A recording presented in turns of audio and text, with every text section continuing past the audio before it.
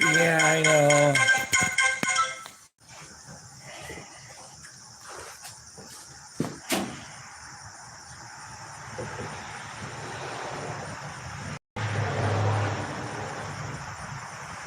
Okay, we're lost dead or something. Okay, it's same shit, different day. Watch the paint dry today. Soda. Keep seeing sand over here. Big one? Yeah, right there on that thinner can. Okay, normally it would be put dope on and wait a day or whatever. We're gonna rush this because I gotta get it done all in one setting. It's gonna be one coat, let it dry, and I'll just hit it with that sandpaper. Coat, let it dry and hit it with that sandpaper, and the third coat, then I'll put the tissue on. You might want 4. You have to see it after it gets the third coat on. Won't be any flying this weekend. This weekend's a cold test. Oh. I forgot all about it. So we'll have Billy Hughes and Carl Dodge and all those world-class speed flyers over there. 5 or 7 of them, somewhere around in there. Flying 36 turkeys and Carl Dodge and... Okay, on the dope. Normally, when I do a full-size stunner, I just start up with regular dope, and then I split this into 2 and then fill them both up.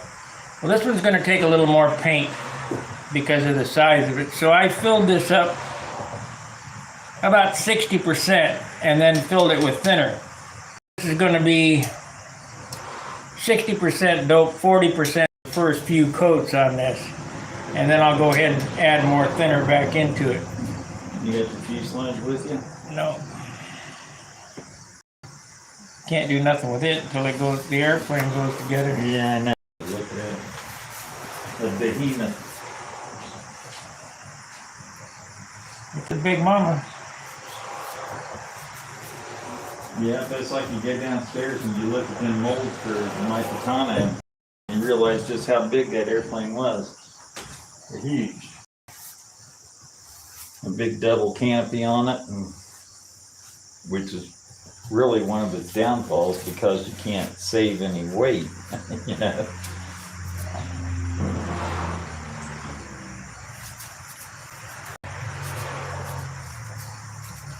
So we're gonna just slop this on.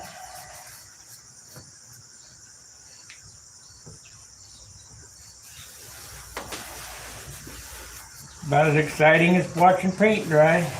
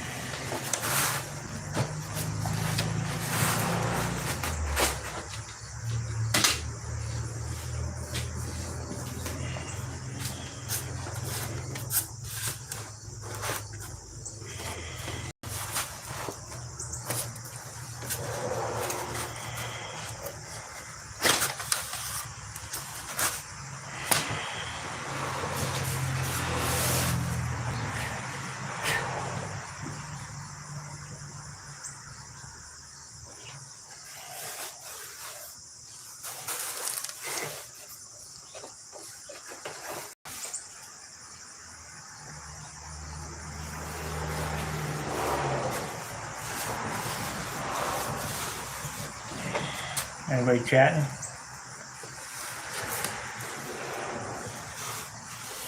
Nope, nobody on there now.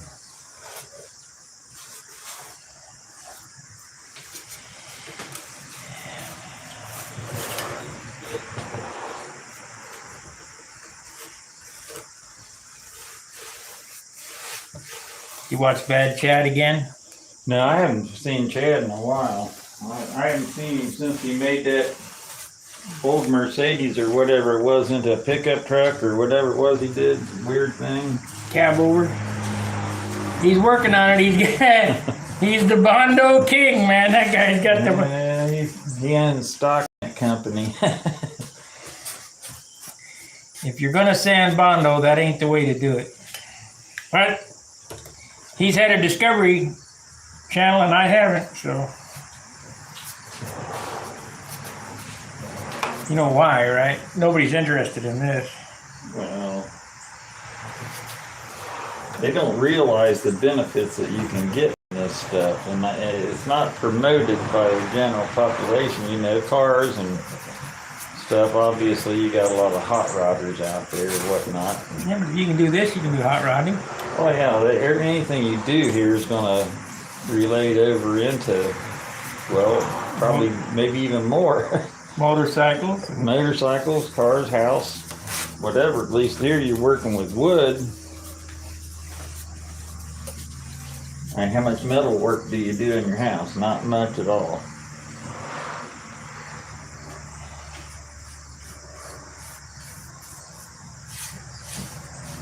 What do you think it's going to weigh with the tissue on it? 16? You might be able to get under that.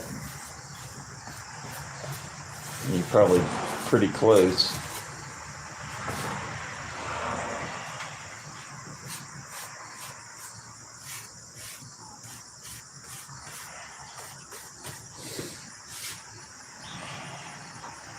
I hope these guys know that at this stage you're not trying to be neat or anything. Just keep the runs out of it and overlaps a little, brush them out a little bit, because every bit of that you putting on there right now is going to soak in.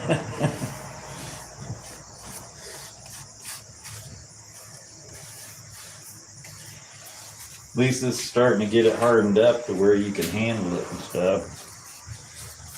Once you get the tissue on it, dope on it.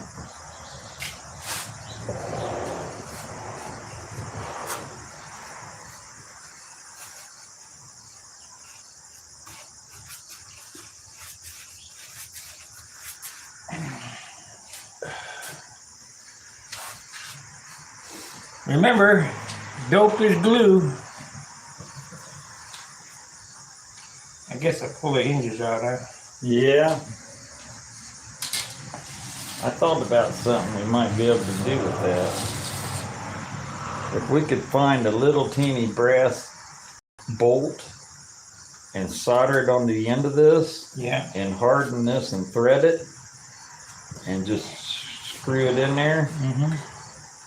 You think that would work? Yeah. Just drill a hole down the center of that bolt and cut a slot in it, you know, for a screwdriver. And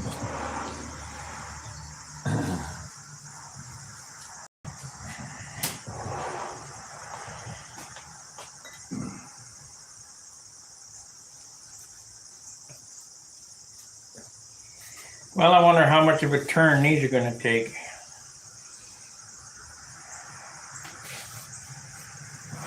And it really doesn't matter. You can always straighten them. well, they all warped a little bit, and it's hard to stop it.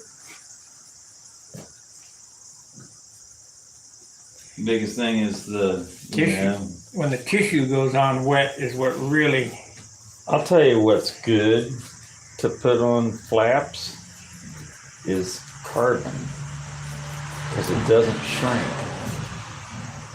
But then Sucks up a lot of dope. yeah, well, you could always put the carbon on there and then put tissue on there, and it might help stop them from warping. Double the weight. Yep. Well, you can put fiber layers of fiberglass and Al Rabe. a fiberglass front end, and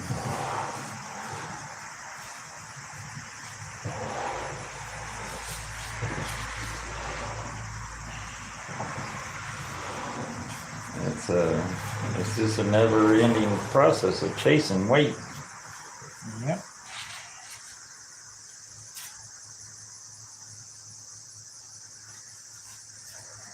This is exactly what's going to happen. Whoever it was, Fred, you know, you asked about doing the fuselage. If you do a wing, you do a fuselage, same thing.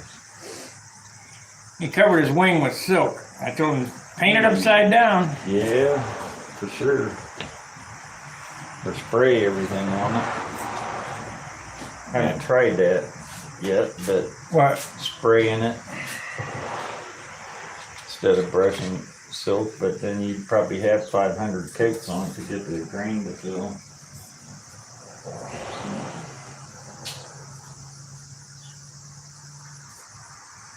I'll tell you what, I haven't used silk or stuff like that since I was like a flying in beginner's class. Yeah, it's no good. And I did it back then because I had this conception that, you know, I'm going to get a lot of holes punctured in it. And it all pokes this just as easy. And that might be true, I guess, if you're flying off of grass. You know, that you might want to be a little careful. You're dripping all over your wing. Where? I just saw a bunch of drips get down in here somewhere. But I fly over grass, and yeah, it could be a problem, I guess. But I've had rocks throw up on pavement and punch holes from prop blast. My Monado, the very first flight out, I landed and ran over a stick and it went right up through the bottom. Yeah, it can happen. Very first flight. I did the repair online. Not a fun deal, but normally once you get all the dope on them and stuff, it makes them pretty doggone tough.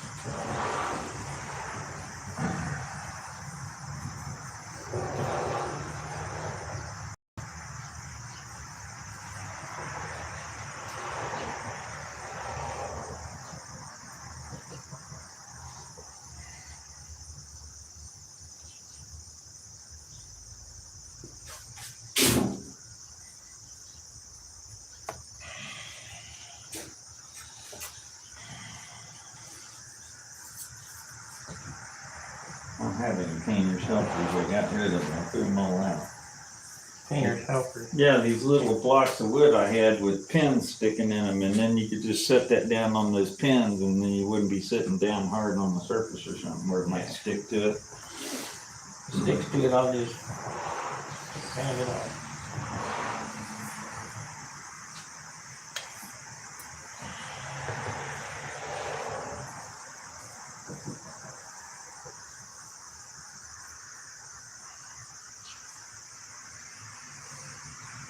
Just got to get a little paint on this thing.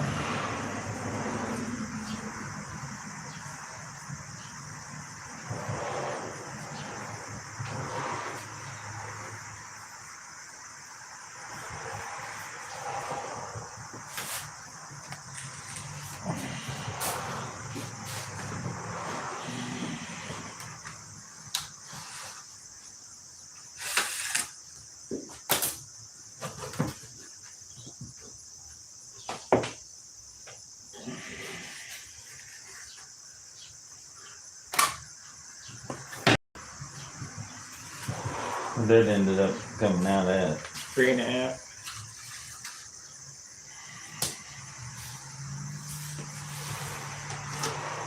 Not good, but what are you gonna do?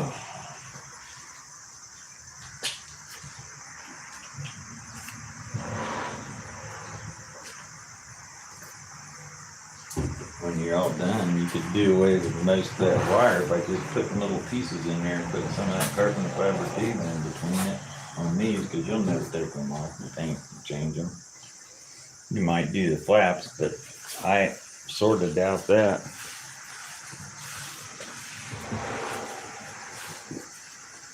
How many coats of 60-40 blend will you need or use prior to papering the wing? In fact, the entire airplane. How many coats of what? Do you still use DC 540? DC 540 is no more. The new formula stinks. Crap. Ain't any good. But I do have 4 cans for this airplane. Of the old stuff. As far as What was the other question there? The 60-40 blend, he'll probably, I don't know, he'll put a coat on there and sand it down a little bit, get the fuzzies off of it, and then determine whether he's going to add more thinner at that point or not. But usually 3 coats of at least 50% thinner, sanded in between the coats. Probably more like 4 coats is probably what you should have. 5 would be even better, but if you're weight conscious, the place you save your weight at the most is in your paint. Yep.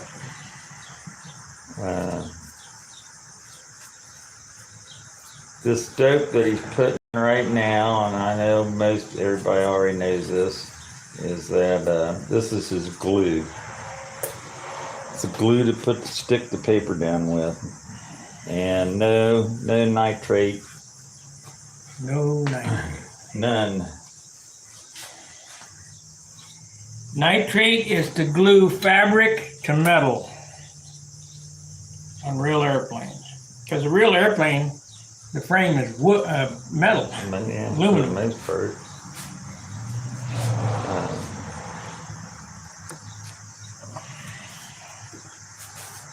And not to mention, you start using nitrate, then you got to have nitrate thinner. Then you can't put nitrate over butyrate, and then it just can create more problems. So why not alleviate all the problems to begin with and just use butyrate from the ground up? It works just fine.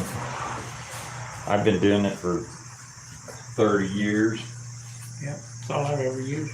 Never ever used it. Well, I used nitrate once because I wanted to see what everybody was talking about, and I Stinks. still got the jars downstairs full, minus whatever I used on that first one. I just didn't see a benefit in it.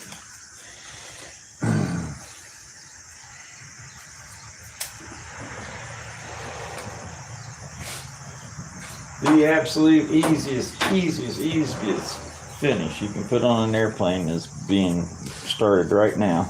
The absolute finish, easiest finish.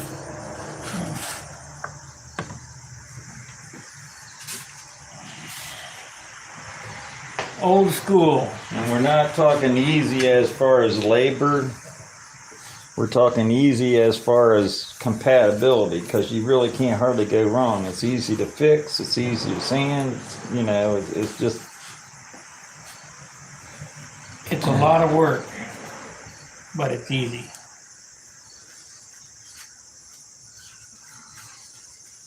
Forgiving. Very, very.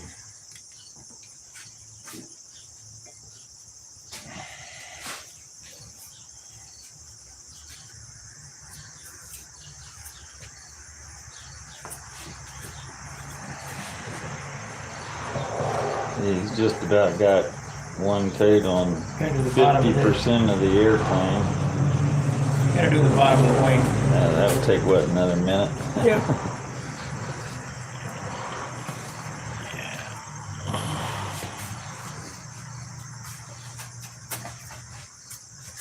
70 ounces. You could screw things up from here, that's for sure. That's why you messing with that pilot, and I'm going, no. There'd be saving weight somewhere else. Okay, this kind of airplane got to have a pilot in it. And Williams Brothers pilots, they're hokey. Yeah, they are a little hokey. You gotta modify them. Like you did, put hair on them and stuff like that. And they're not the lightest pilot in the world either. Yeah.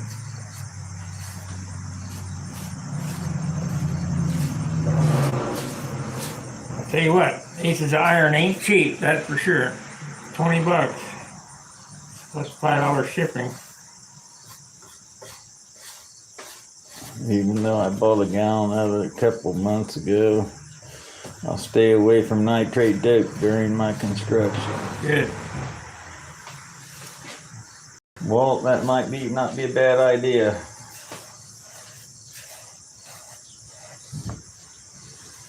If you use butyrate dope and you got it left over, it'll be good 50 years from now. Nitrate, I'm not so sure.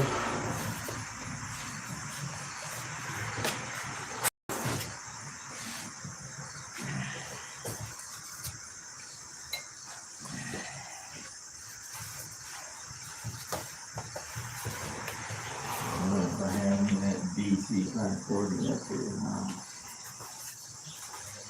Yeah, you got what, the new stuff or the old stuff? I got a partial can of both, I think.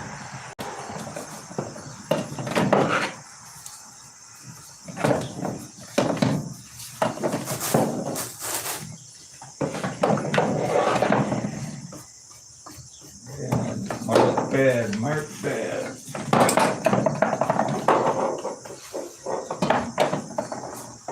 Read them the difference between the labels so they know. There's one, dude, but I don't have one of the good ones.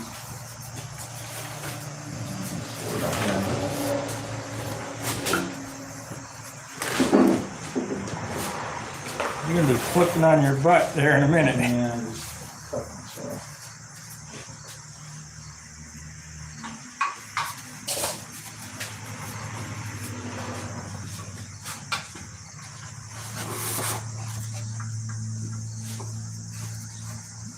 These cans were back when the first change got made on DC 540. And the can on the left is a new kind. The can on the right is the older kind. They look identical. They look identical. And they look at the front of them. But herein lies the problem.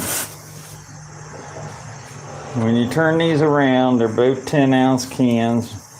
I mean, you can't tell anything. I guess the markings are a little bit different. The older kind had a little bit bigger swish marks on here, but anyway, when you read on the back, the bad stuff says, caution, contains acetates and aromatic hydrocarbons.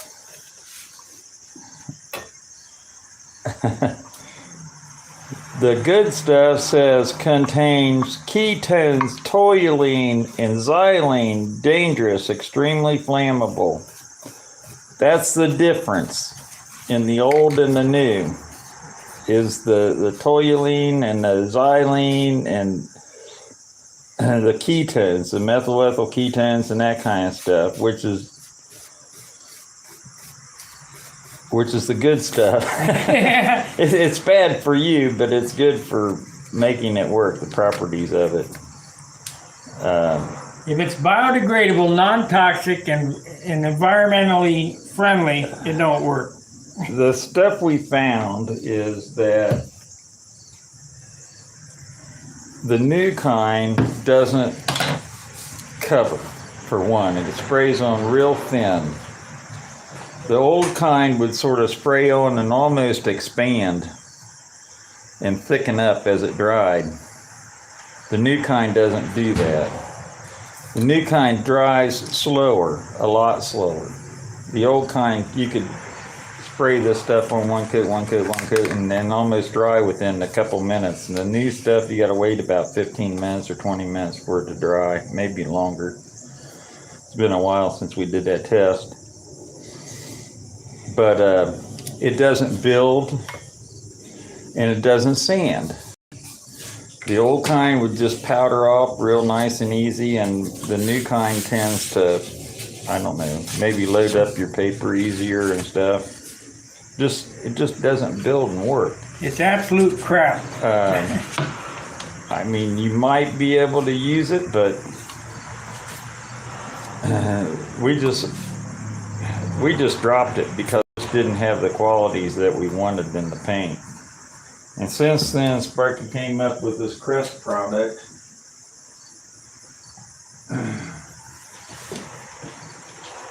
It works, but it's heavier. About $15 a can, opposed to $4 a can. $4 a can. But this high build flexible primer Crest product is about as close to DC 540 as you can get. Good stuff, very expensive, used sparingly. We got a gallon of primer over there. We're going to make our own someday. We're going to try Harbor Freight primer Yeah. down the line here. We haven't done that yet, but we're going to give it a shot and see how it works out. Okay, let's talk about primers and dope.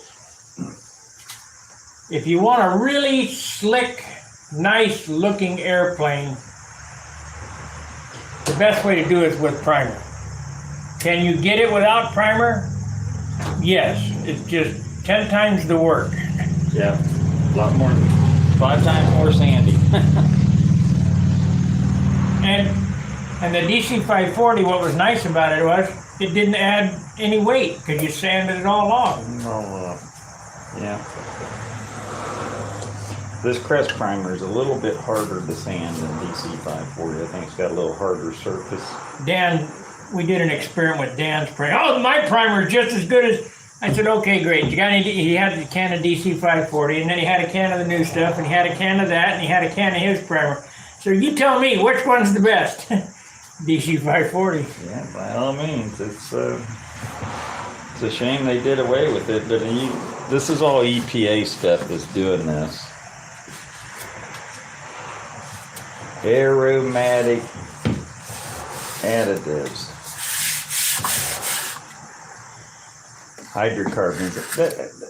Who knows what that is? It's some probably inert substance that's added for bulk, or maybe it's part of the propellants. Who knows? They use propane propellant too.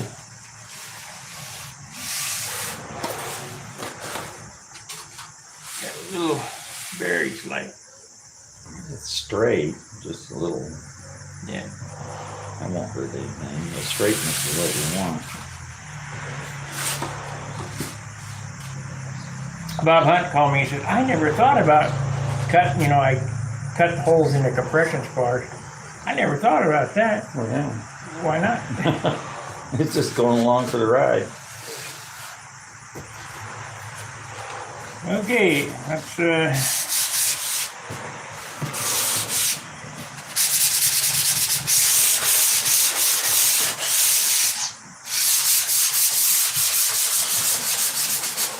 The only thing he's trying to do right now, what he's doing right now, is trying to take the fuzzies off of it. Some of the grain will raise, not a whole lot, but this will take some of that grain raising out of it, and it'll take all the fuzzies, all the little hairs and stuff will stick up off of it. You want a block? No. You got one of them little rubber blocks? Yeah.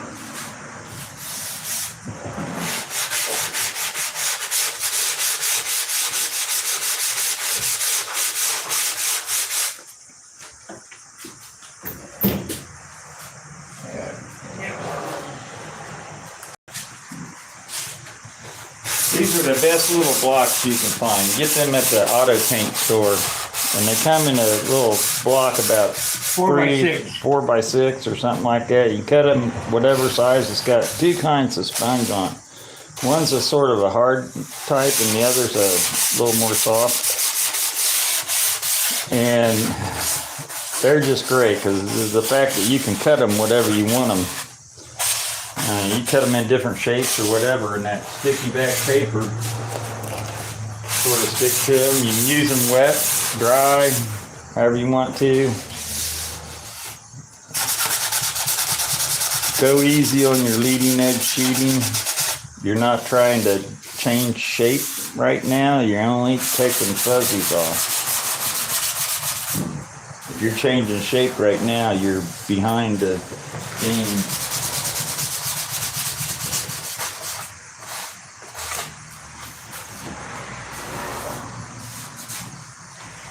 Okay.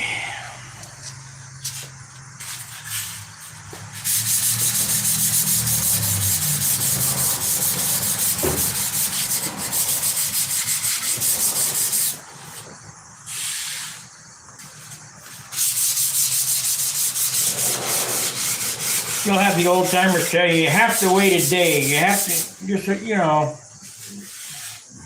probably better to wait a day, but I've done so many in this forced situation, where it all gets done in one day.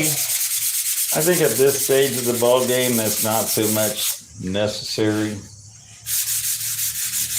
But when you come down to applying colors over colors, Yeah. the extra day in between coats wouldn't hurt. It only gets one coat of color. Yeah, but then you're going to put another color over top of it, and you're going to be taping on it. Yeah. So, to allow 24 hours gas off time, it probably won't hurt. Although we've done it in 10 minutes.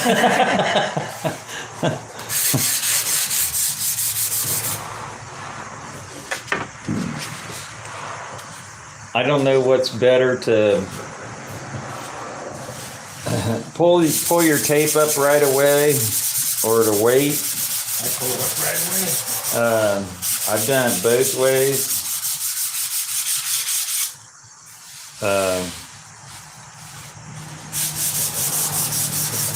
And I've had good results both ways. Show them that flap close up, and that's not rod sanded, that's hand sanded. You just want to let it dry enough that it's, you're not going to be tacky or anything.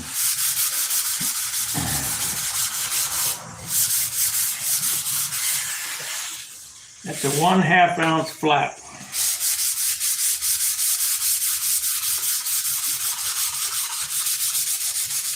Hand sanded. Not rod sanded. I hate that rod sanding. Yep. Them ain't ready. Have to wait a minute or two yet. These flaps are not, if you look at this in here, they're not sanded between two rods. They've got an 1/8 inch thickness back here and 3/8 on the leading edge, but they're sanded to sort of an airfoil shape. If you look at this, this really helps. This is really a neat way to sand your flaps. It will help keep them from warping. When you sand by rod method, you make everything flat, completely flat. With this little bit of airfoil in there, it doesn't add any kind of weight to the product in the end. It looks better too, I think. But what it does do is it helps keep these things from warping as bad on you when you start doping them in tissue. Now, when you really start getting into your warping problems is when you put the tissue paper on. Do both sides. Because it shrinks. You got to do them right away. Do both sides. Always do the same amount of coats of dope on both sides of everything. If you put 3 on this side, put 3 on this side. Dope both sides. Boom, boom. And all that stuff will help tremendously. They normally don't twist warp, but they'll turn into a banana.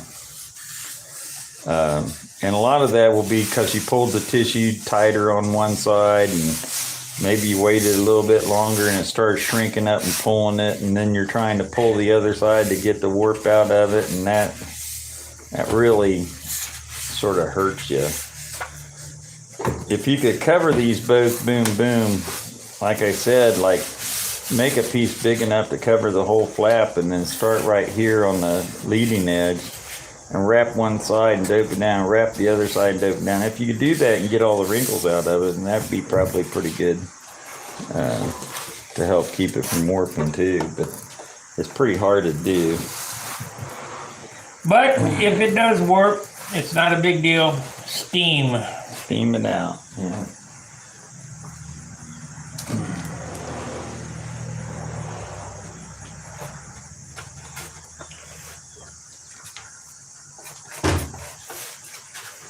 I wish the humidity go down. I want to get busy back on my Geo airplane.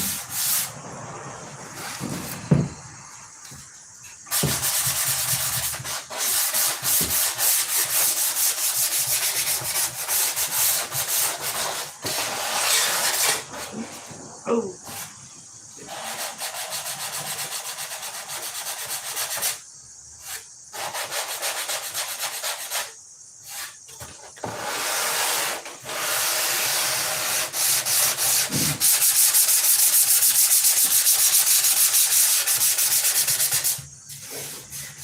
This side perfect. Yeah, I know, there always is on the bottom, never fails.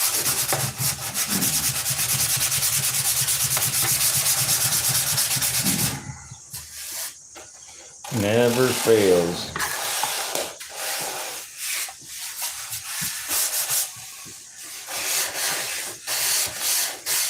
Let your fingers do the walking, boys, because they'll tell you everything.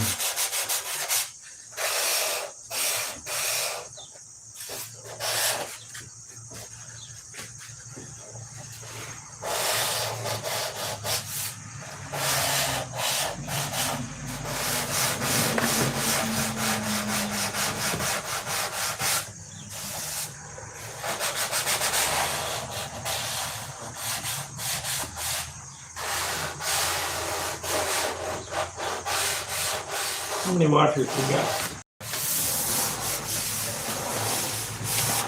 16, 12 thumbs up. Come on, got $10 super chat. Oh, thanks for the super chat. RC Fred, thanks. Morning, guys, from Edgewood, New Mexico. Kevin Howling, hello, Kevin. F2D, you're out there, hello. Todd, Walt, Frog Martin, hello all you guys. Thanks for joining us. Hope you can learn a little bit from this stuff. It's pretty repetitious. This stuff is not rocket scientist, so don't overthink it. At this stage of the ball game, it's pretty crude. The biggest thing he's going to do here is before he puts his tissue paper on this thing, he'll go over all those edges and make sure he didn't miss any fuzzies. Especially on your cap strips and any sharp edges, like where your leading edge sheeting ends, your trailing edge sheeting ends. Your cap strips, you can get little fuzzies that'll lay on there, and when you put that tissue paper on there, it'll pick it up. It'll imprint on the outer surface, and at that point in time, it's sort of hard to get that out because it's underneath everything. So just take the little extra time. It only takes a little swipe, one little swipe down each edge of those things, and you really don't have to worry about that until right before you get the tissue on and that final sanding. You want to just sort of detail sand it a little bit better. Right now you're basically just trying to get some dope into the wood. To glue. Well, yeah, it's your base for your tissue, but it's also raising the grain and stabilizing the wood. You know, it's making all them little hairs stick up so you can sand them off. And every time you put a coat on and you sand it off, you take that one more little layer, little fuzz and stuff off of it and smooth things out. At this point of the ball game, absolutely, you do not want to see any heavy sanding marks, like where you use 80 grit sandpaper or something like that. You've got to get that out of it right now. Don't want that imprinting I gotta stand that. up through your finish. So if you physically see sanding marks, better get you some lighter sandpaper out. Get them out of there. Any kind of shaping that you catch right now where you missed a spot or you got an edge that's sort of faceted or something like that, now's the time to fix it, because it's a lot harder the further you go along in your finish.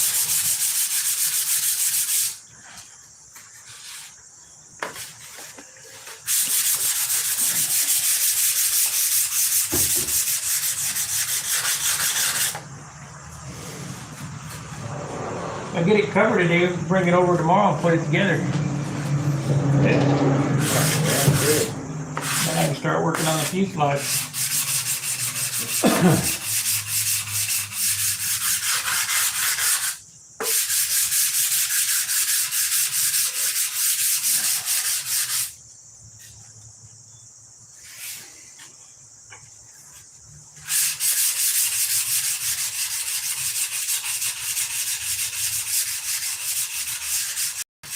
Tuesday night when I did the stream, I said, and Charles will be up in the short. It's not Monday, it's Tuesday. Yeah.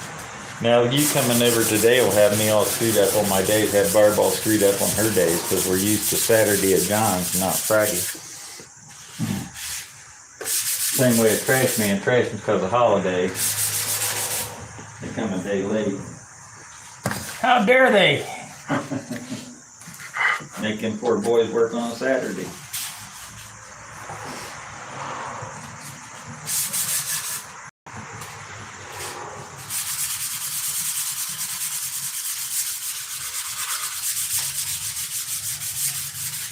Now this next coat will take a little longer to dry because it's not soaking down into the wood. I mean, each time it doesn't soak into the wood as much. This right here is exactly why you cannot refinish an airplane and make it lighter. Let's say that this was my Junar and I sanded it down till it looked like this, till it was all bare wood like this. All that paint is down inside the wood. Yeah, it keeps soaking down through forever. Well, you know, they tell you dope never finish drying. And the one good property about dope is the fact that it does a chemical bond. It actually eats into the layer before it. And because of that fact, it keeps that first layer keeps sucking that stuff down into the wood. How long have we been on? Top left. 42, 37. 42 minutes. See, it ain't 42 minutes, that's 3 hours. See, in an hour, though, he's got over one coat dope and sanded on over half the airplane. Yeah, all that's left is the fuselage, and I have to build that. So the grand scheme of things right now, you've done a lot of work in an hour. This dig goes pretty quick right now. You should already had all your finish sanding done, all your blending, all your contouring, all that stuff's got to all be done before this part right here. The only thing that you may find right here is one little spot that you missed. There is a lot of area to cover on one of these things. A lot of little nooks and crannies and things, and you don't pick them up right away. Especially working in the bathroom. But you'll find them when you're running your hands around on this stuff, feeling for rust spots where you didn't sand and stuff. That's when you'll start looking closer and you'll notice that stuff happening.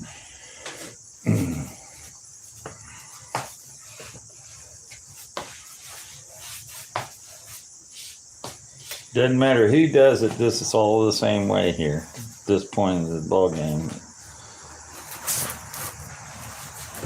Even if you were using nitrate dope, you'd be doing the exact same thing as what's going on here right now. Beginner, expert, master, it don't matter, it's all the same. This is old school, this is what I learned with, what I'm the most comfortable with. I hate monocoat, they look like cheap toys. Put them in the sun, they bag up. And even dope will bag. And if it does, just take a heat gun and shrink it. Yeah, just gotta be careful, don't bubble it. I have done that. You learn it the hard way. Road to hard knocks.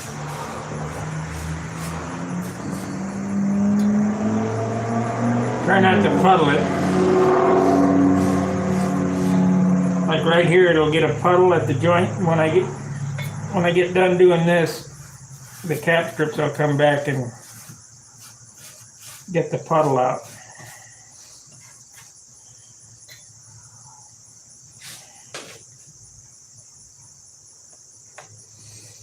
If you get a hair in it from your paintbrush, get it out right now, because they don't sand out real easy. You got any of that aqua green and a razor blade? I need to put a little shot of goop in that crack right there. I mean, I could do it after the covering, but that would be better to do it before. I hit them two spots, and I know the other one too.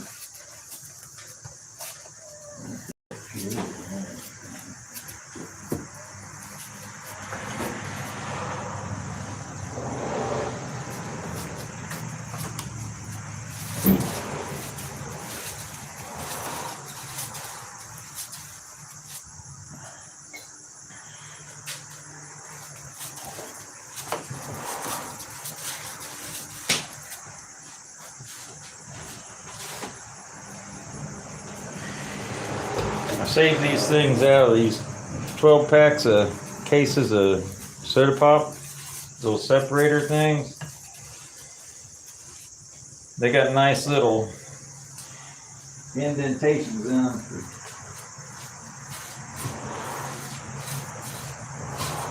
Mixing this stuff up on.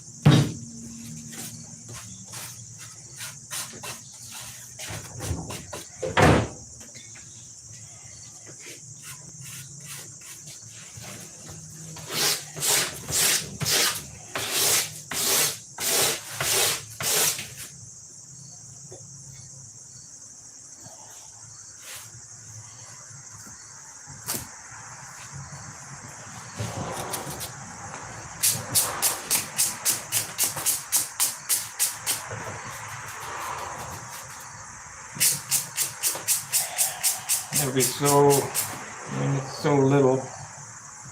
You got that one little thing in that wingtip you might want to Oh, get yeah. with it. And you can put it out as much as you Just want. put a little dot there. This is aqua green. Don't use much of this. Got thinner at the top. Yeah, all that stuff. You can't mix that shit out of it. Gotta squirt it out.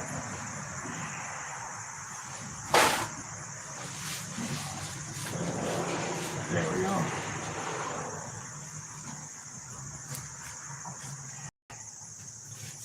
It's 90% thinner at the top.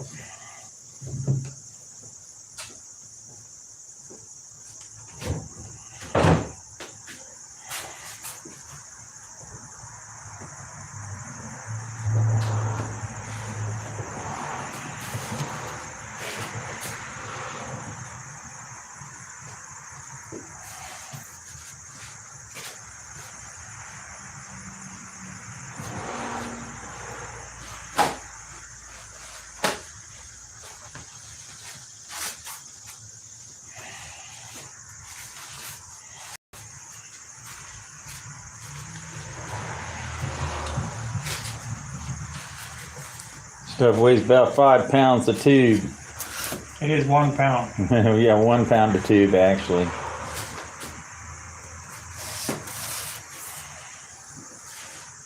Is that Emilio? Hello, Emilio.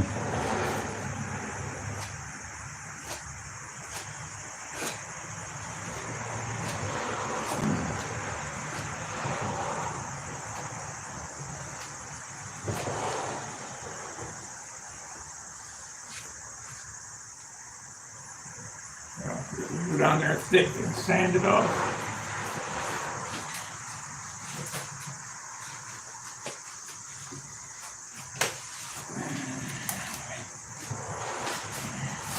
They call that stuff spot putty for a reason. You only put it on little teeny spots. Very little.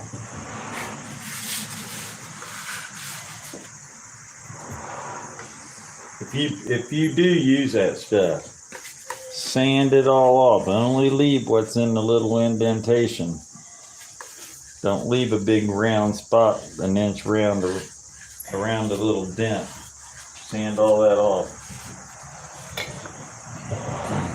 I don't care if you can see through it. Still no good.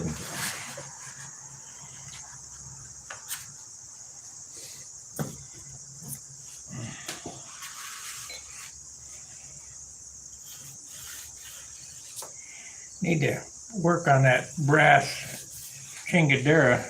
Yeah, that thing looks like it was that way, about an ounce in itself.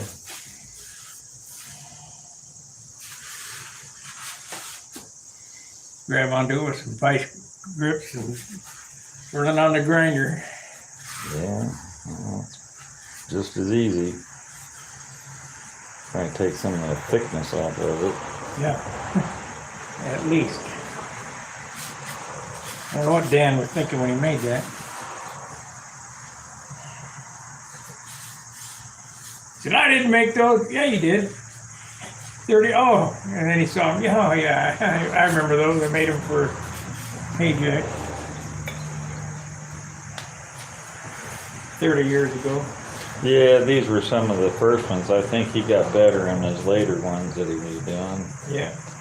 He can take almost a little less than half of that off of there, thickness wise.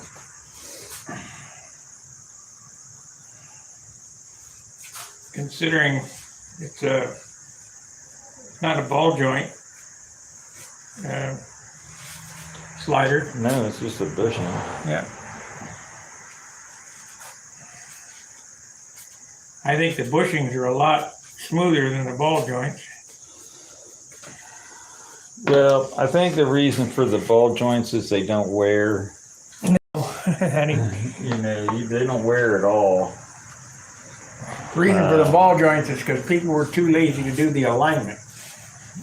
Well, yeah, it does. Well, you got so many movements in these things, especially on the bell crank. You got up and down and left and right and all that stuff, movement in the bell crank area. But when it comes to the elevator, from the flap horn to the elevator, you don't have, that's just a straight line Right. shot. So that should be relatively easy. But It's got one ball joint in it. they're simple, they're easy. You screw them on the end of a thing and you don't have any bending or soldering or ends to put on them to, wheel collar or whatever to hold things in. You got to watch them that they don't bind. Now, I haven't had that happen to me yet, but I won't put a tight ball link in an airplane, but Bob McDonald about lost his Thunderbolt Circle 2.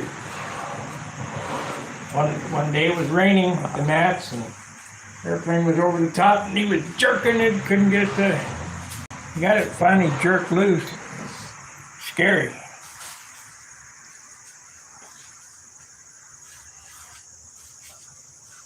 what nobody is trying, and I haven't heard of even anybody doing this with the exception of me.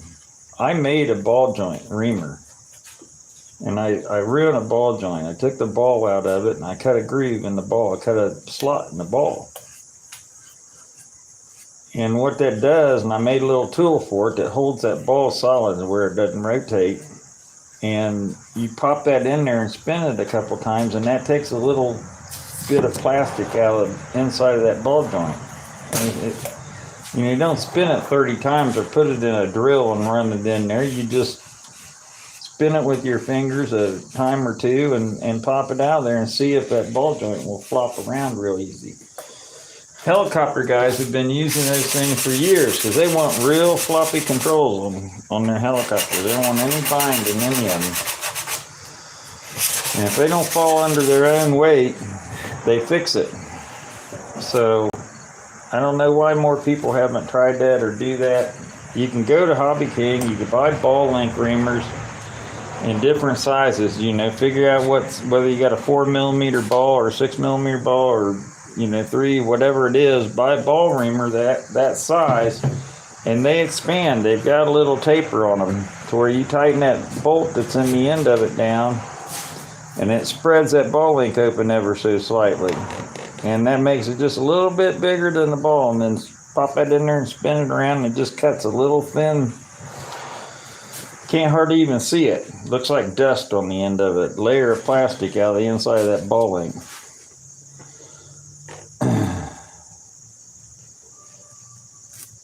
And it works. It works like a champ. Okay.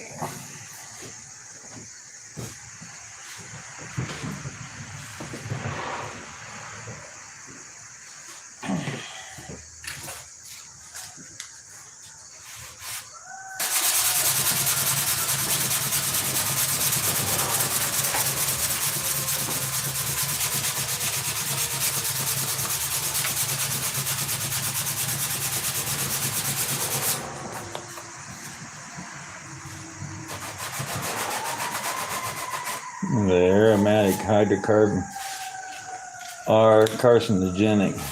Yeah, Miguel.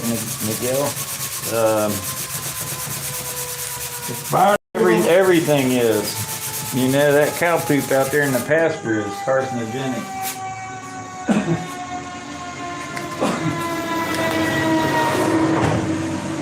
Oh yeah, we gotta run the siren. Especially after they put all the hormones and every other thing else in there to grow these critters.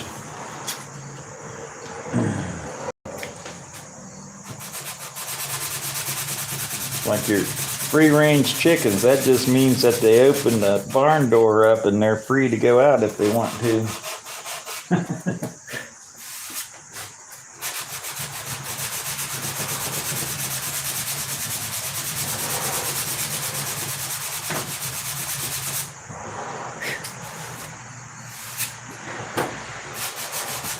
Thing about a lot of this carcinogenic stuff is they do the stuff on lab rats, and they feed that stuff directly to them in quantities that you couldn't absorb in through your skin in your lifetime and then some, or maybe multiple lifetimes.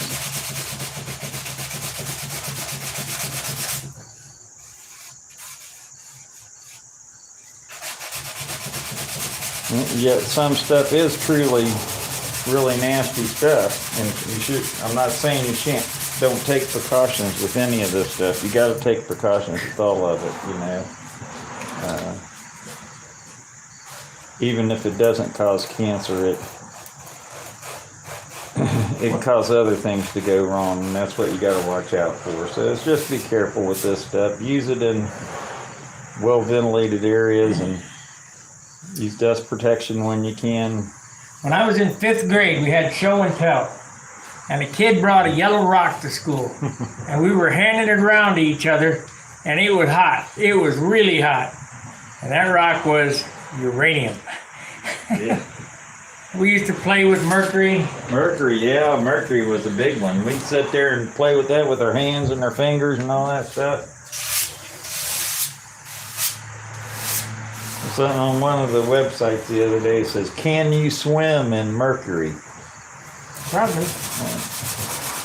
Maybe, maybe not. Who wants to try?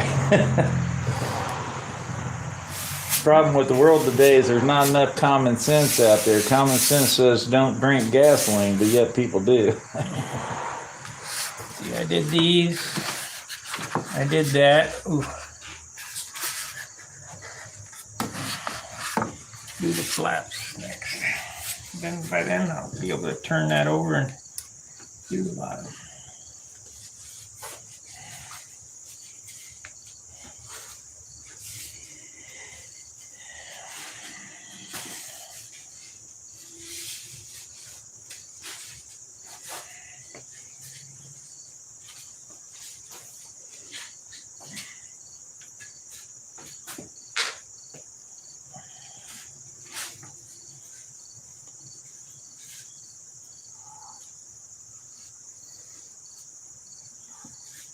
I mean, I can remember as a kid, you know, gasoline's carcinogenic and kerosene and all that stuff. And I can remember my grandpa and dad painting barns with lead-based paint. Oh, yeah. No respirators. And they'd be covered from head to toe with lead-based red barn paint. and come back and take a rag soaked in gasoline or kerosene or something and clean the paint off of them with it. You know the shellac on the floors, they used to thin that with gasoline. Yeah. And that's why them old buildings used to go up like a bomb. Go up like a bomb. Heck yeah. It's My dad lived to be 98 years old, 98 in one day. And copper poisoning is serious. But we used to work with copper all the time in swimming pool business. And we had chloridine dust that would kill rats, kids, dogs, whatever. bleach. Bleaches, acids. We had carbon tetrachloride. Spray your hands off. I've had my arm all the way down in the barrel of MEK. Oh yeah, we used to clean hundreds of windows with MEK soaked rags. In the Navy, they get MEK and MIK in 55-gallon drums, and that was good cleaning. Yeah. Hot thinner. Paint thinner. Yeah.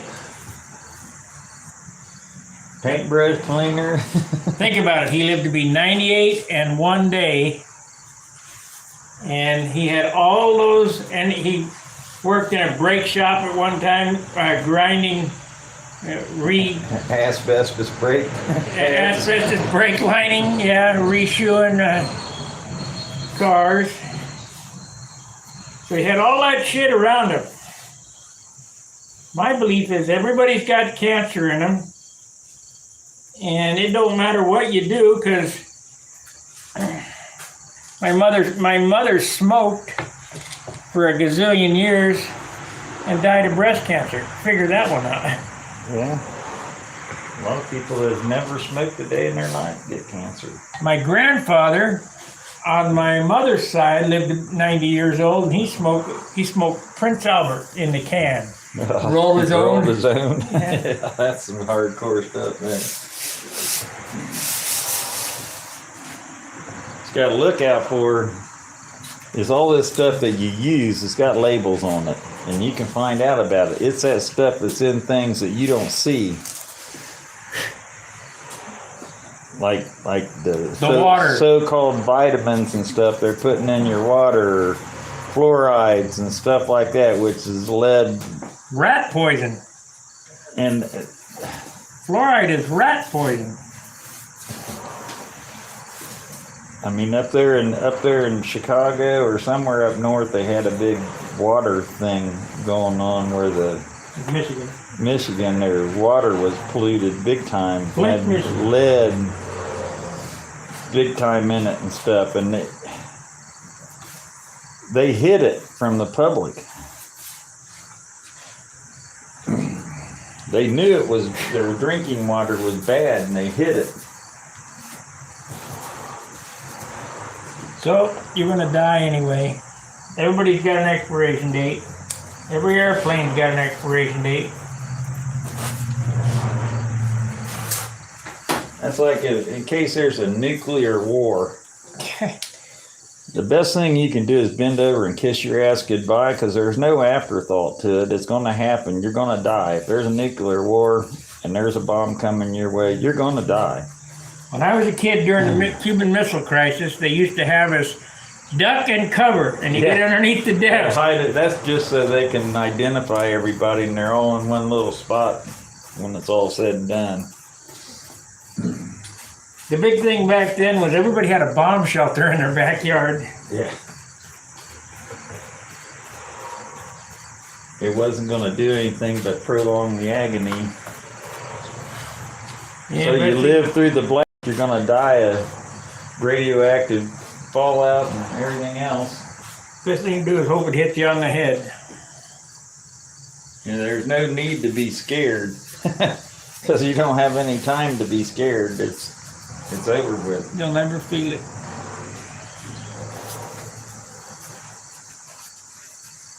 I remember Jerry Lewis, Mickey Rooney. Mickey Rooney at Area 51, or the Los Alamos, where they tested the bomb. They had they built a little house or whatever, and they had dummies sitting in the seats, and Mickey Rooney was there, and the bomb was getting ready to go off, and he was panicked. Can't remember the name of that movie. Can't either. Long time I know what ago. you're talking about. Huh? I know the one you're talking about. I can't remember the name of it.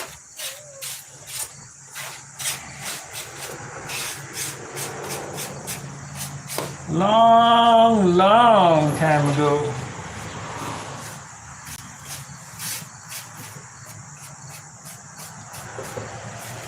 Mickey Rooney. If you guys want to watch a movie that I watched in the Navy, you can search it on YouTube. It's on there. It's called Man from Locks. L-O-X. Man from Locks. And they showed us that movie because I was an AMS, which is an aviation instructional mechanic, but part of my job was hydraulic as well. And anytime you mix liquid oxygen with oils of any kind, you get a super spontaneous combustion. And this AMH had hydraulic oil all over his blouse and all over his trousers. And he got liquid oxygen on him. He went poof, Yeah. like a firecracker. And that's on YouTube. And it might be edited, but I don't think it is. It's a Navy training film. Look that up if you want to see what kind of stuff we used to watch. Oh, they used to send those out to us all the time. All about anything. About venereal disease, you name it is out there. You got educated on all that stuff. Some of them were cartoons too, which they tried to take the severity out of it. You know, all about loose lips sink ships and Short arm inspection. yeah.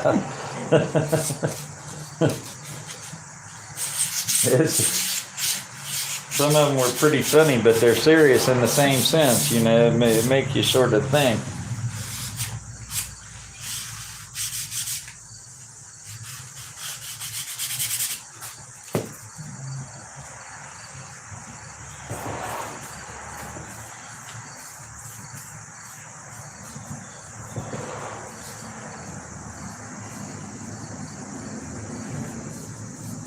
And even to this date, they still put warnings on things. Warning, these films are for mature audiences only, you know. Actually, you need to show them to everybody. You know, the heck with this kid thing, you know, they need to know it too, because it could benefit anybody.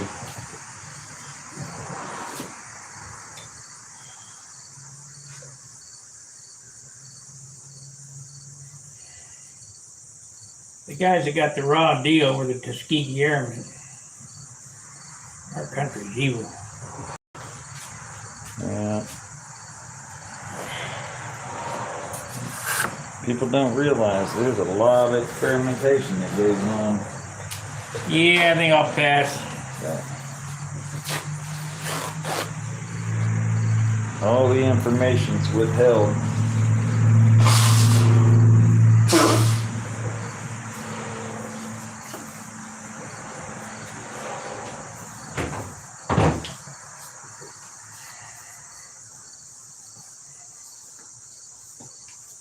Okay, we got 2 coats on everything.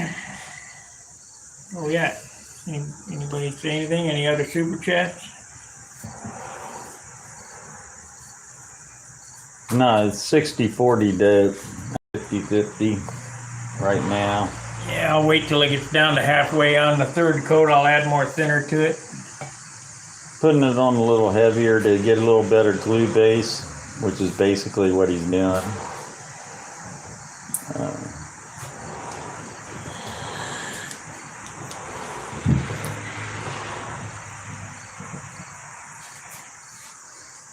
We're all caught up on any questions outside of that one. Yeah, because I'm trying to roll along a little faster, I'm doing build more dope, less thinner. The nice thing about using dope instead of urethane or whatever, it's not a science project. Just you can use it straight, you can use it thin, you can use it 100% thin, you can use it whatever. There's no exact formulas for anything. You add a dash of this, some of that, and hopefully it works. and the only thing it's going to do is make it more runny, thicker or more runny. You take dope straight out of the can, you try to brush it on, you can't brush it out. Like peanut butter. It's thick, so thick. Even 50-50 is hard to brush out and get a thin coat on. It is what it is, whatever you thin it to.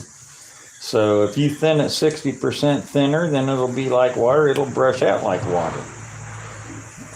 It'll still hold its same properties and everything. It'll just take more coats to get to where you're going.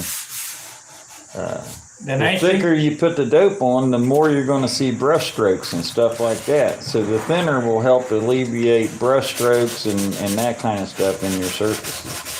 So the nice thing about dope is if you have a gallon of dope and you open it and you, let's say you forget it and leave it open all night, you come back, add thinner, you're still good. Still good. And if you cap it up 50 years later, it'll still be good. Unless it's Brodak. Well, I've seen some stuff. I had some stuff from Brodak that turned to jelly. And it had never been opened, never been touched, and it just turned to jelly in a can. I don't know what was up with that, but it must have been a bad batch or something. I think I got a can of Brodak, or maybe I couldn't find her, I threw it out.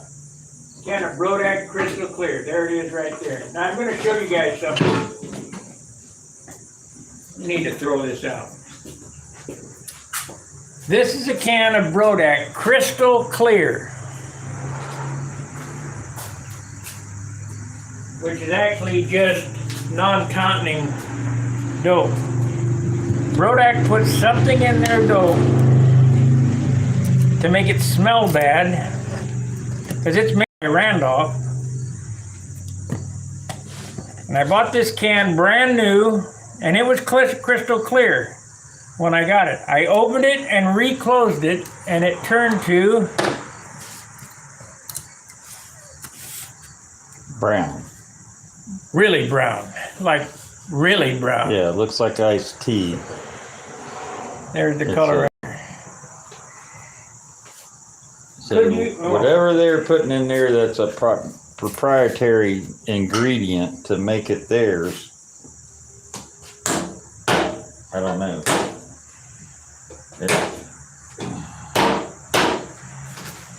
That stuff I had that turned to jelly, it didn't change colors. It stayed clear. It just turned to jelly. I mean, I tried to thin it down to re-dilute it, and it would not thin out.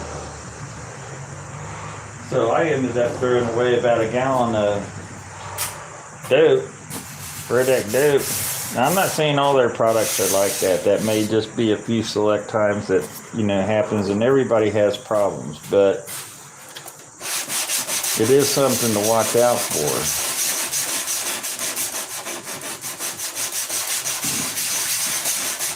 We got a gallon of non-tonining Randolph over there that's crystal clear. Yeah. And I'll bet it's still crystal clear. Oh, yeah. Here's a jar right here that's been mixed with thinner for...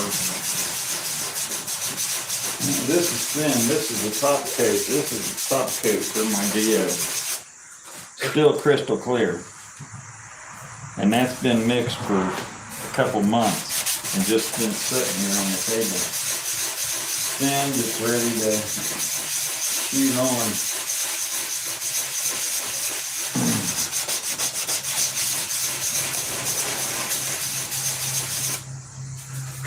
Haven't done anything. Humidity's been really nasty. Summer times for flying, winter times for building. Yeah. 320 grit paper. Medium weight silk span's going to go on this airplane. On the wing. on the wing. Use lightweight on everything else. Lightweight on the flaps, the elevator, the stab, fuselage. Medium weight silk fan on the wing. You don't have to do that either. I've covered many with lightweight. My Geo down there is completely covered in lightweight. The only reason why I'm doing medium weight is it's better on the joints, the cap strips and stuff. Yeah. It looks nicer. It's thicker paper, so you're covering more imperfections. Ooh, this is nice. Believe me, he doesn't have a lot of imperfections in there.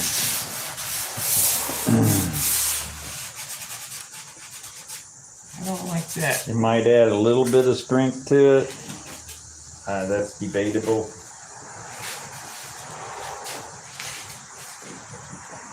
Your paper is just, your tissue is just a carrier for your paint.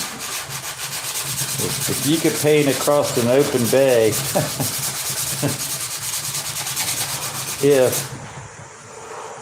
it would be probably just as strong as lightweight tissue with dope on it.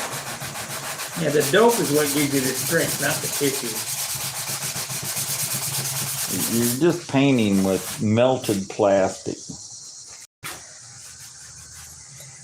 Damn. I bet I'm gonna have to work on that after the tissue's on it. This is 320 paper. Got super glue on it, doesn't it, man?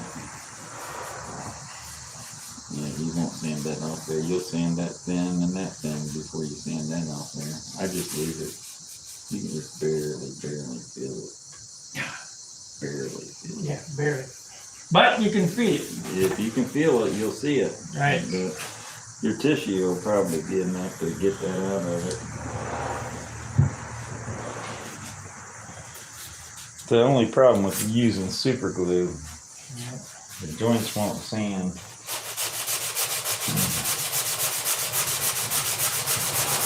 I did this right here. Hit it with my finger, put a little dent in it.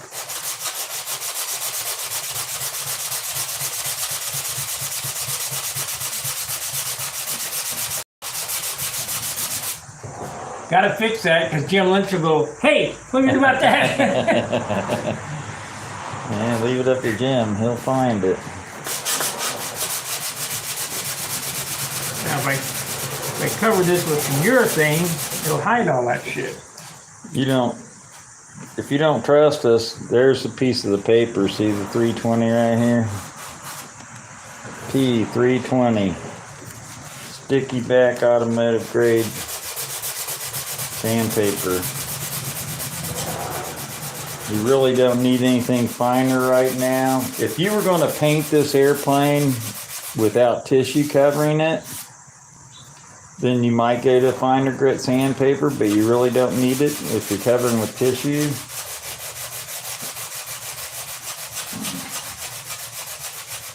Till you get up into your color sanding of your dope,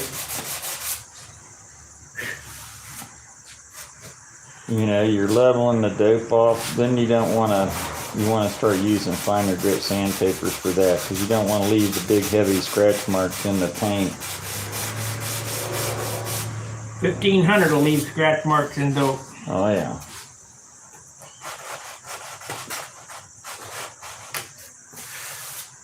I was down in the basement. I was trying to take scratches from 1000 grit sandpaper, the scratches left by 1000 grit sandpaper, out with 2000 grit sandpaper. And talk about painting a butt. Just a transition from those 2 grits of sandpaper. Now, if I'd gone 2 grits of sandpaper in between that, went to 1500 or 1200, 1500, 1800, and then 2000, it'd been easier. But to try to take big heavy scratches out with real fine sandpaper is sort of impossible. That's why you want to sort of step up on your grits on your sandpaper in increments. Okay. How long have we been on? Hour and 20 minutes. So an hour and 20 minutes, I got 2 coats of dope and been sanded twice. We're gonna continue to go all the way through till it's covered.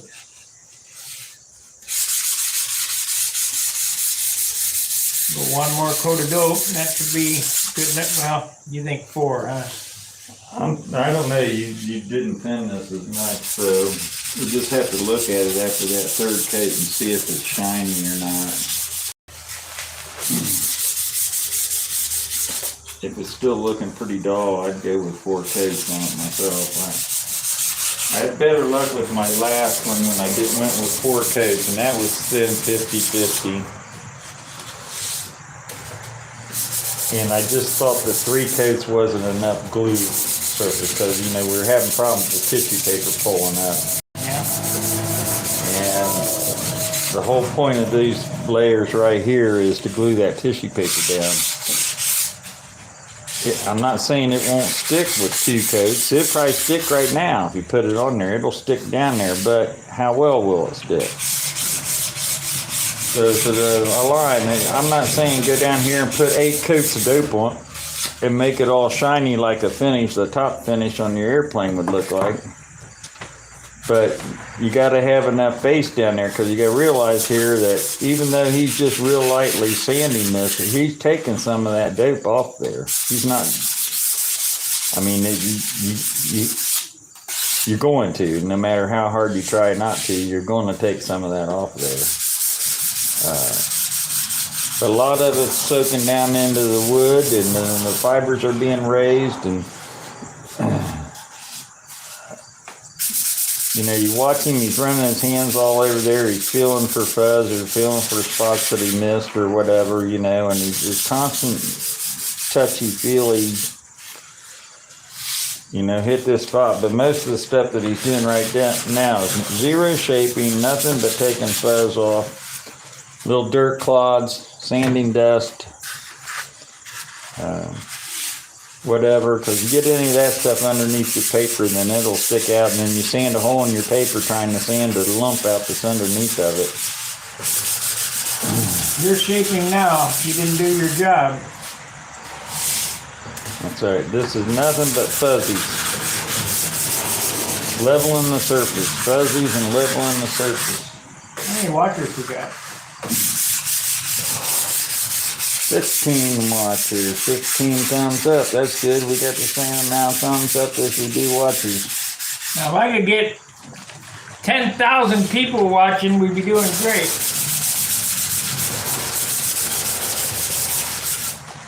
Nobody interested. I know you asked the question of after the first 2 coats today. He'll keep using 320 paper all the way through 3 coats on the paper.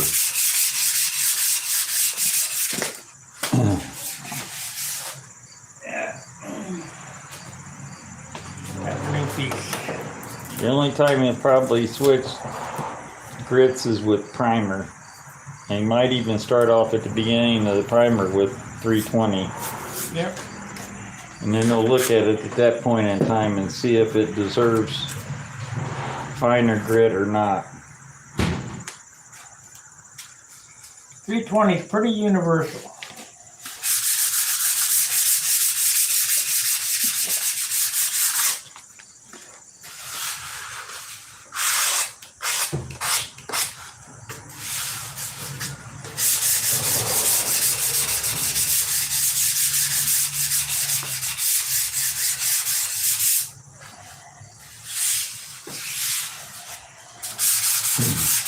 Believe it or not, this will take 3 months to finish because all the detail that's going on.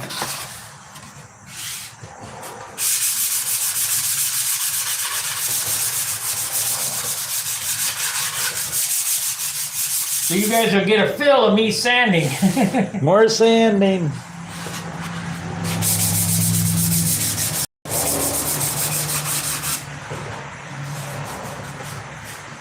It's wet there. The only thing that's wet on that bottom side or that top side of that, and it's still damp. Yeah, yeah.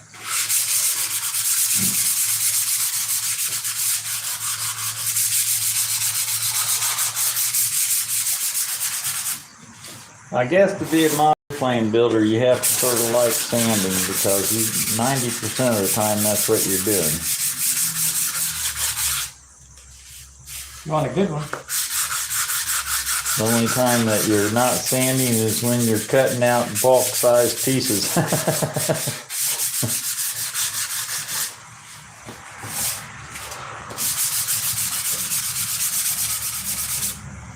Time is it 12? Yeah. If you could do lunch, come back and do 2 more coats and put the.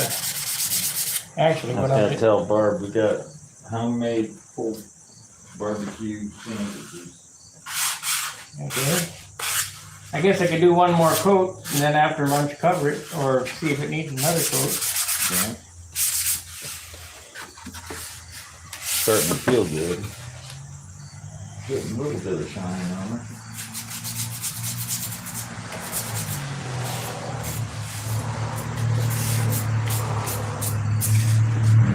Hit these tips a little bit, like leaving there. Still got, that's that end grain coming out on me. Look at that.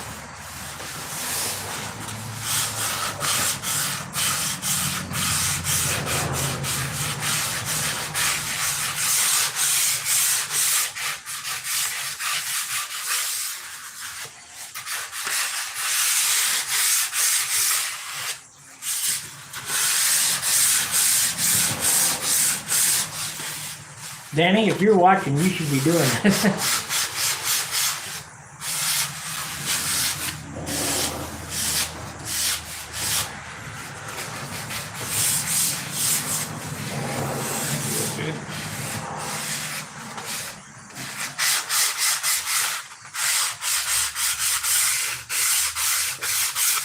When these edges are done nice, they look so good.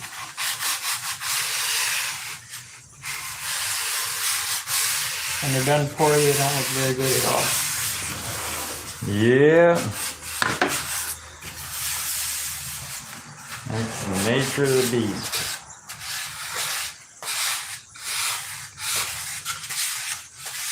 Okay. Right now is the easiest time to fix anything that you got on there that may be major faux pas.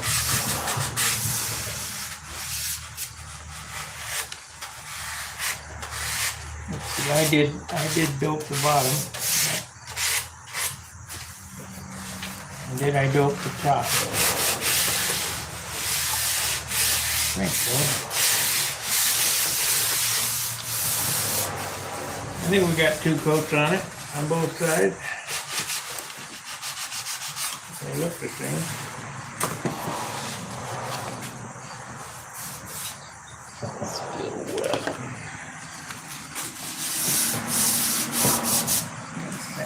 Right there.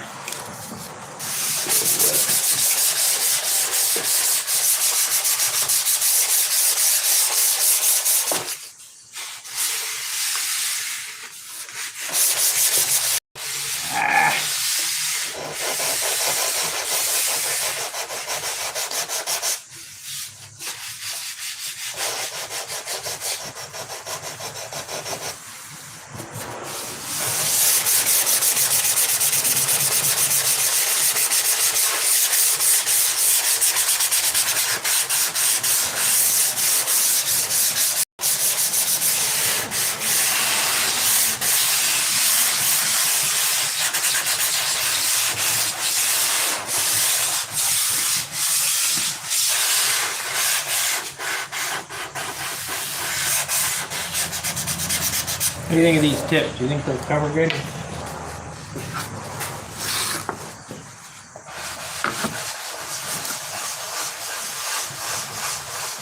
Yeah, that'll be good. We've only tried about 15 different kinds of tips.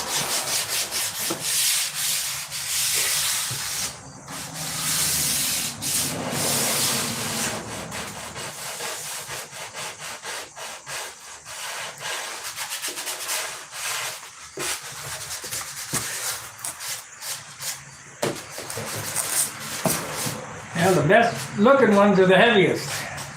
Yeah. That they are. paying that price. I saw a picture of a couple of profile airplanes. There's been 3 of them in that picture. Well, you could tell they were spray shine. Man, it might even been spray shine over top of monocoat. I don't know. Norm Whittle was famous for that. Yeah. Okay, one more coat, then it's lunchtime. Didn't say anything about weight.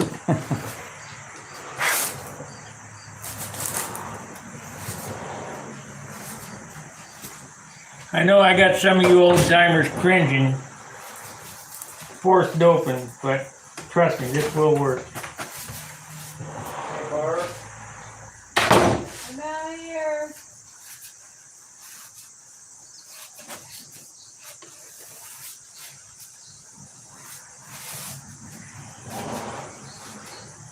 You want to go ahead and start heating that up? Yeah.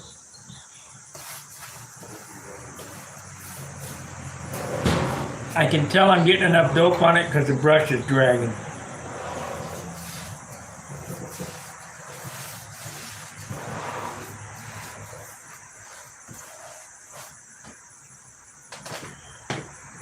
Did you hear what I said? What's that? I can tell I'm getting closer because the brush is dragging. Yeah, you can feel it. So I think maybe after lunch, one coat down and then put the tissue on with another coat over the top. By I then, always like to do that anyway. I like to have a fresh coat on there that's just barely dried, and then put the tissue on. I think it sticks better. by then we'll be thinned down to, we'll be down to 50% and I'll re-thin it. Yeah.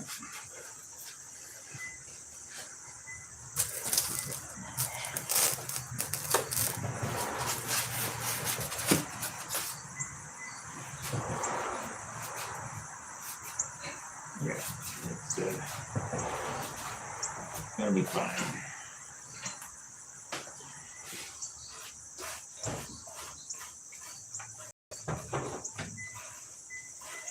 So how many guys are on there whining about how fast I'm doping this? No mind. Because it was supposed to be one coat a day and I've already done 3.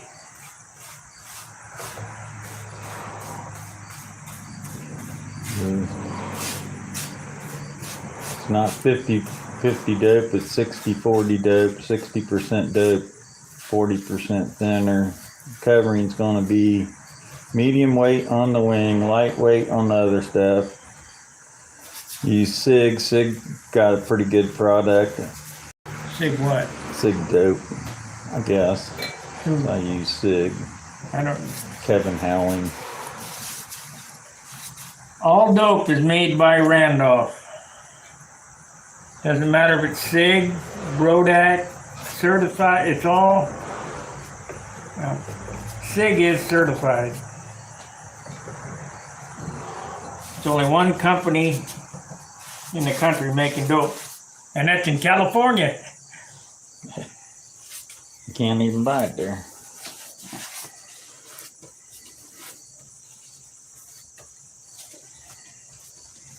And that's right from the factory. I talked to the factory rep. Because I was trying to get him to make Aerogloss, but I've taken SIG dope, just their regular light coat clear dope, which is basically non-tautening. non-tautening dope, and covered whole airplanes from the ground up with that stuff with 0 problems. Many of them, and have no problems. So go figure, you can try all these other different things if you want. All it does is add a headache. Stick with one product. The regular dope is high shrink. I don't really suggest using high shrink dope.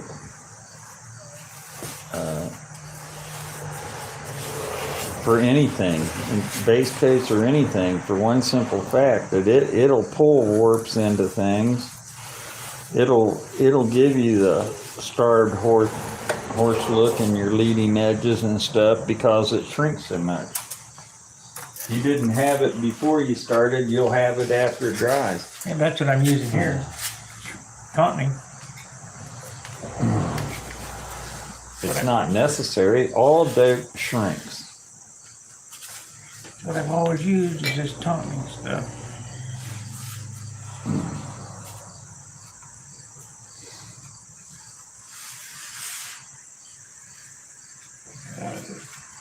This is fine. Just fine.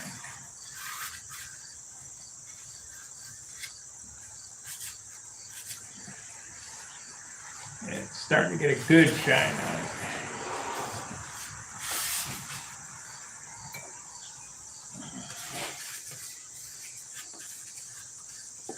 I think I want to start spraying sooner on this airplane.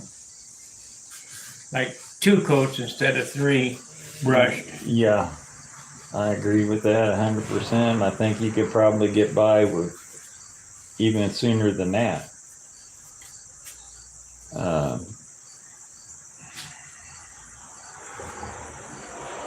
You know, it'll just take a lot of sanding to get those brush strokes out of that base clear coat. Which I got a plane downstairs that stuff's still not out. I'll never get it out of it.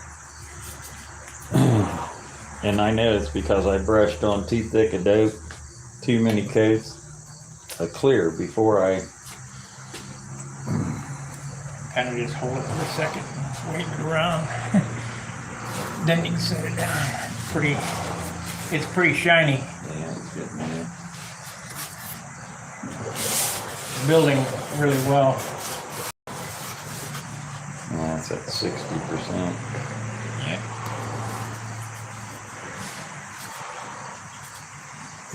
We'll thin it out after I get back from lunch, after we eat lunch.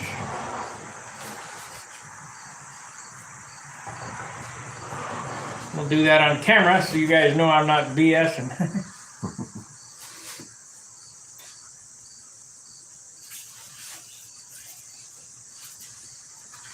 That's all the dope you get for the base.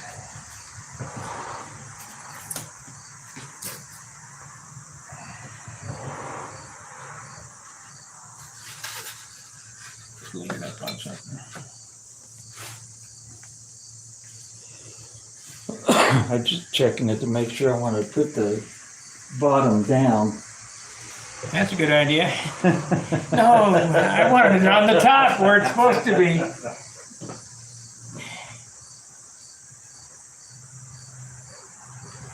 Hey, how can we do that? Screw up on the bottom? No way. It gotta be on the top. You can't have a little ding or an imperfection on the bottom. That'd be blasphemous. It's gotta be on the outboard top.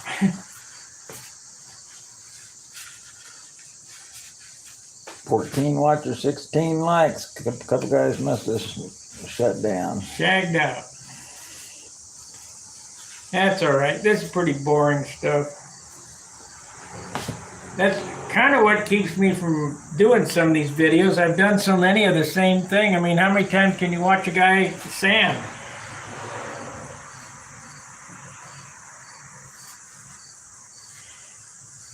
The same thing. Well, you know, sanding is an acquired thing too, and it really is.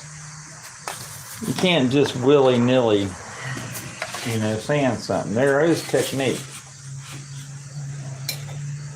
And there's feel and there's sound.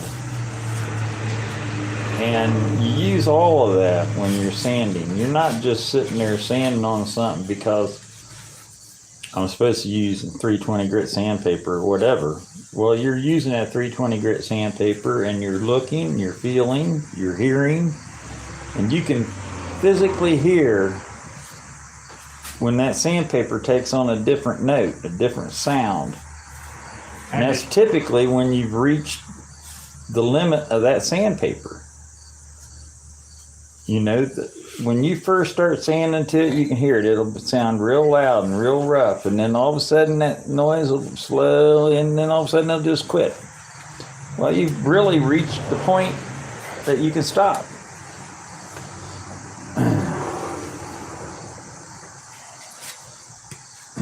And going any further, then you're starting to dig into stuff. So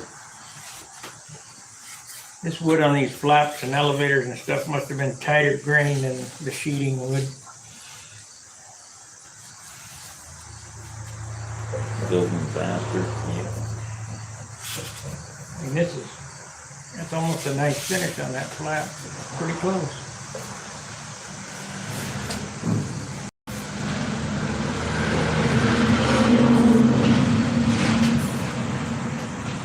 I don't think you're rushing this too much at all now.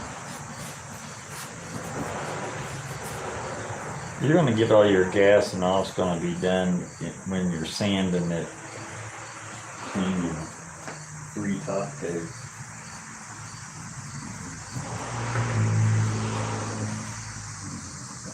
And it's warm enough, it's not like you're painting in 30-degree weather or something. Which we do. Best time to paint. When it's freezing cold Okay, outside. so I got that. I need to do these. I did that. I did that.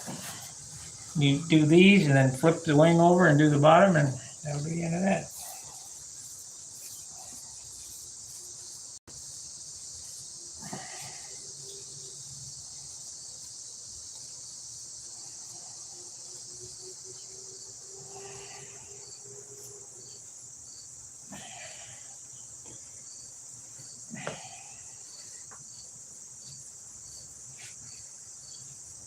Yeah, just what I expect. Just pretty normal. A half a jar for the base, half a jar goes in the top of it. I still got the fuselage to do.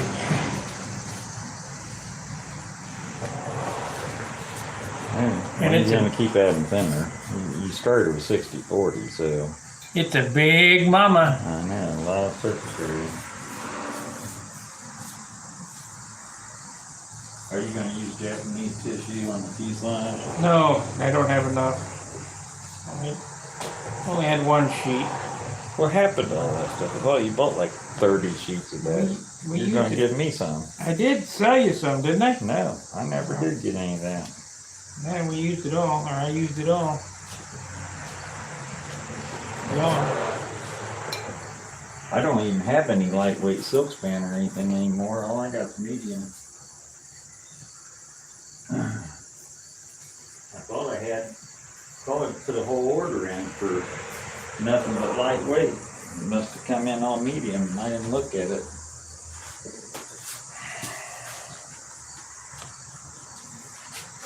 Okay.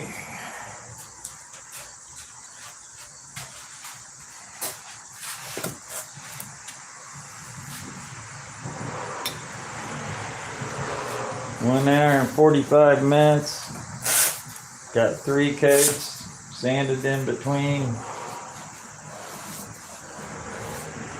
In 2 hours, basically. Figure the job's gonna take 4 hours. After lunch to cover it, one coat and then cover it. It'll be 4 hours.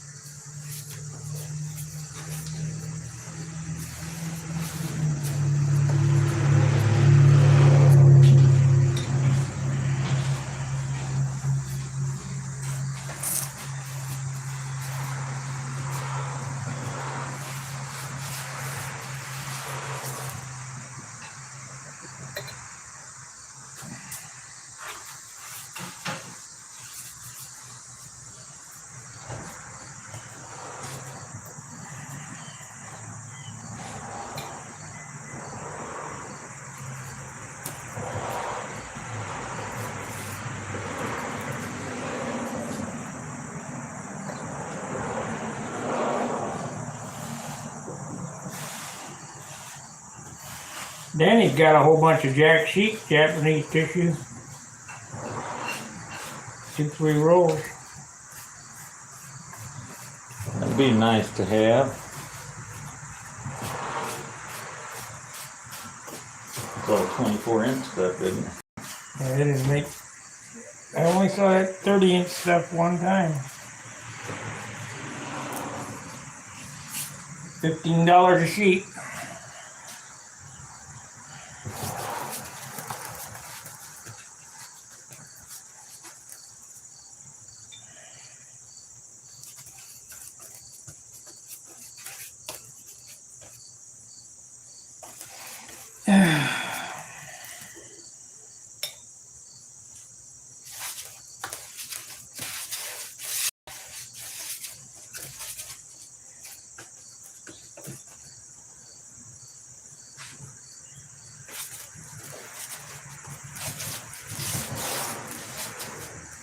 Yeah, I need to sand that before I go any farther.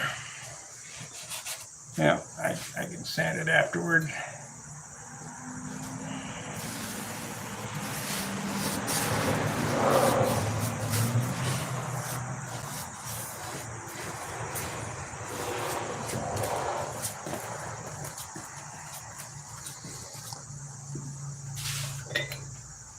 You already got your lead outs tied and everything. Normally wait until the last minute to do that. I normally do too, but I didn't have anything to do with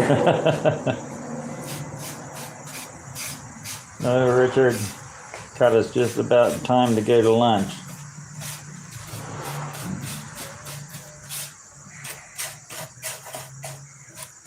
I'll be covering the wing after lunch. We'll be adding the tissue after lunch.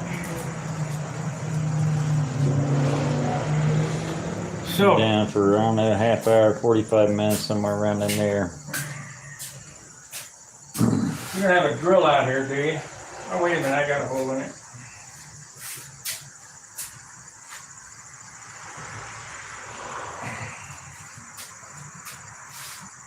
That's not a big enough hole.